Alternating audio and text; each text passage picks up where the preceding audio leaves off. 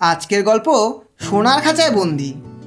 দূর বিদেশে বাণিজ্যে গিয়ে এক বণিক সেখানকার এক বনে বিশেষ একটি পাখির গান শুনে মুগ্ধ হলেন এবং পাখিটি পাকড়াও করে নিজের দেশে নিয়ে এলেন।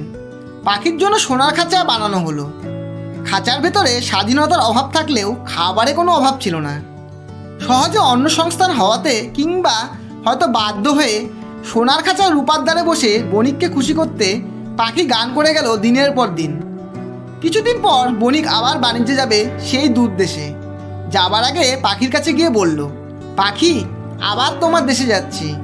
দেশের বন্ধুদের জন্য তোমার কোনো বার্তা আছে কি?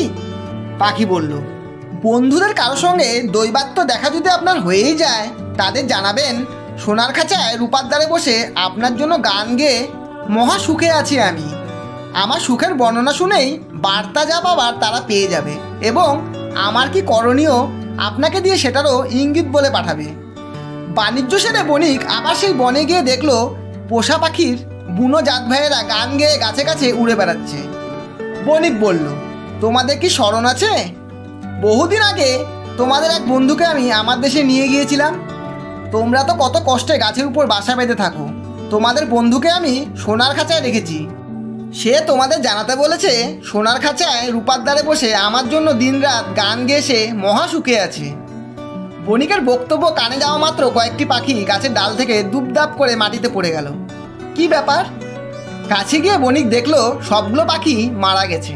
খুবই মন খারাপ করে বণিক সেই বন থেকে বের হলেন। দেশে ফিরে এসে পাখিকে দুঃসংবাদটা দিতেও বণিকের খুব খারাপ লাগছিল। দেশের বন্ধুদের মৃত্যু সংবাদ শোনা মাত্র পোষা পাখিটি জ্ঞান হারিয়ে রূপার দ্বার থেকে সোনার খাঁচার তলায় পড়ে গেল। প্রিয় পাখির মৃত্যুতে খুবই মন খারাপ হলো বণিকের।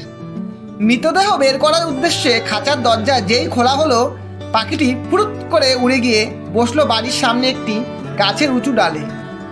প্রিয় পাখি এভাবে প্রতারণা করাতে বণিক যতটা না অবাক হলেন, তার চেয়ে বেশি দুঃখ পেলেন মনে।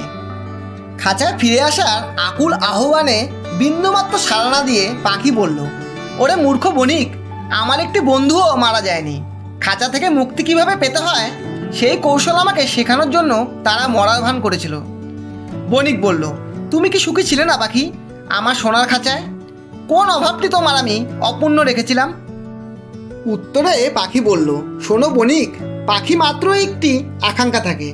মুক্ত আকাশে ইচ্ছা মতো স্বাধীনভাবে সে উড়ে বেড়াবে। কোনো খাঁচায় সেই আকাঙ্ক্ষাটি পূরণ হয় না, তা সোনা কিংবা রূপো যা দিয়েই তৈরি হোক না কেন। ধন্যবাদ।